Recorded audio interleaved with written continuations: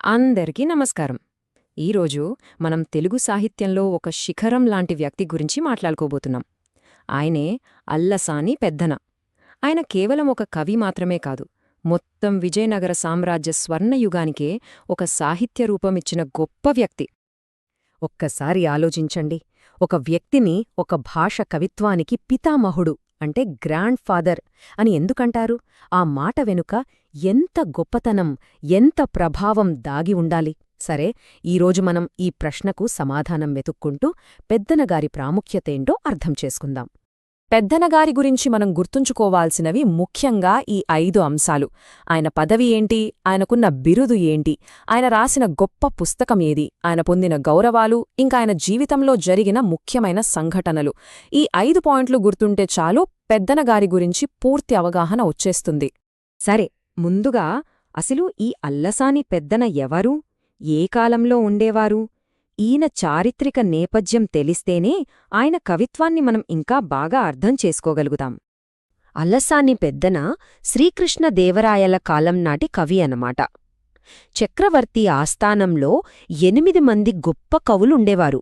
వాళ్లని అష్టదిగ్గజాలు అని పిలిచేవారు. మరి ఆ 8 మందిలో ఈయనే ముఖ్యుడు, అంటే అందరిలో మొదటి స్థానం ఈయనదే. ఈ అష్టదిగ్గజాలు అనే పదం చాలా కీలకం. ఇది కేవలం 8 మంది కవుల బృందం కాదు. ఆ కాలంలో శ్రీకృష్ణదేవరాయలు కళలను, సాహిత్యాన్ని ఎంతగా పోషించారో చెప్పడానికి ఇదొక గుర్తు. ఆ 8 దిగ్గజాల్లో పెద్దనగాయ్ టాప్ పొజిషన్లో ఉండేవారన్నది మనం గుర్తుంచుకోవాల్సిన మొదటి పాయింట్. ఇక రెండో అంశం, పెద్దనగారి పేరు చెప్పగానే అందరికీ గుర్తొచ్చే ఆయన బిరుదు. ఈ ఒక్క బిరుదు చాలు ఆయన తెలుగు సాహిత్యానికి చేసిన సేవ ఎంత గొప్పదో చెప్పడానికి.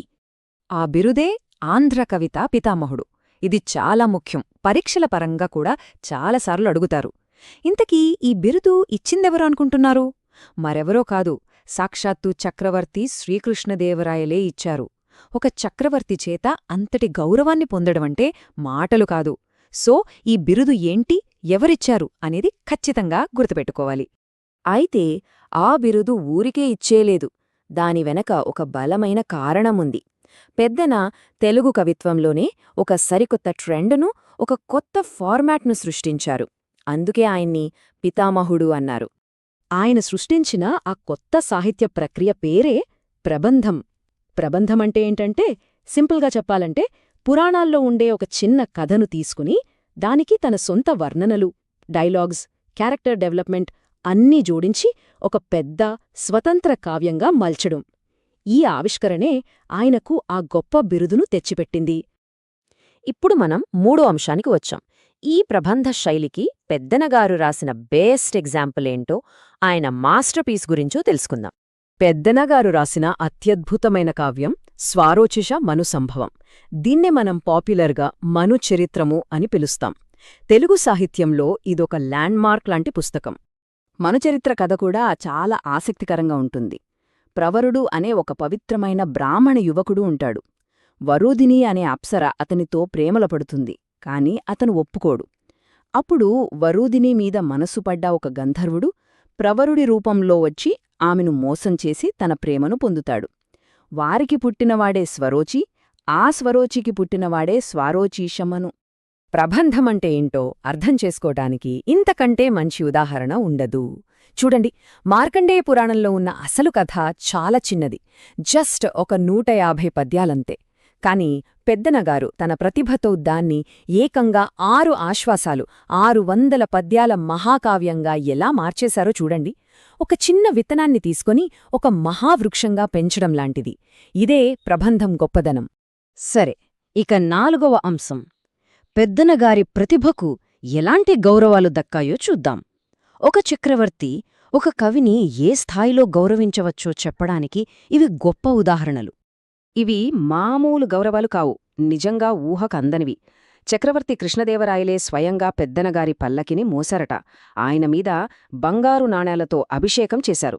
అంతేకాదు, రాజకుటుంబం ఎక్కే ఏనుగుపై ఊరేగే హక్కు కేవలం పెద్దనగారికి మాత్రమే ఉండేది. అంటే ఆయన ఎంతలా చూసుకున్నారో అర్థం చేసుకోవచ్చు. అంతేకాదండోయ్, ఆ కాలంలో గొప్ప కవులకు, వీరులకు మాత్రమే ఇచ్చే గండపెండేరం అనే ఒక పెద్ద బంగారు కడియాన్ని చక్రవర్తే స్వయంగా పెద్దనగారి కాలికి తొడిగారట. అది కేవలం ఒక ఆభరణం కాదు, కవిత్వంలో ఆయన ఒక సార్వభౌముడు అని చెప్పడానికి ఒక చిహ్నం. ఇక చివరిగా 5వ అంశం.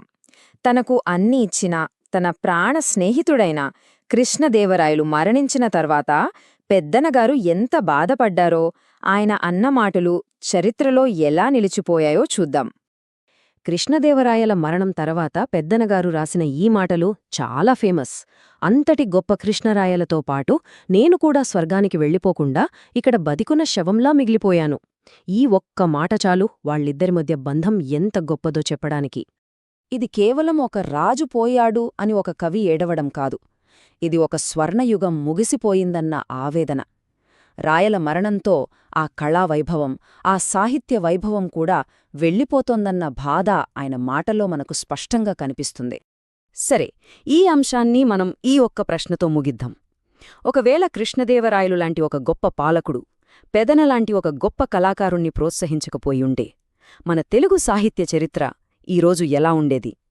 గొప్ప కళలకు, వాటిని గుర్తించి గౌరవించే గొప్ప మనసులు ఎంత అవసరమో ఇది మనందరికీ గుర్తు చేస్తుంది.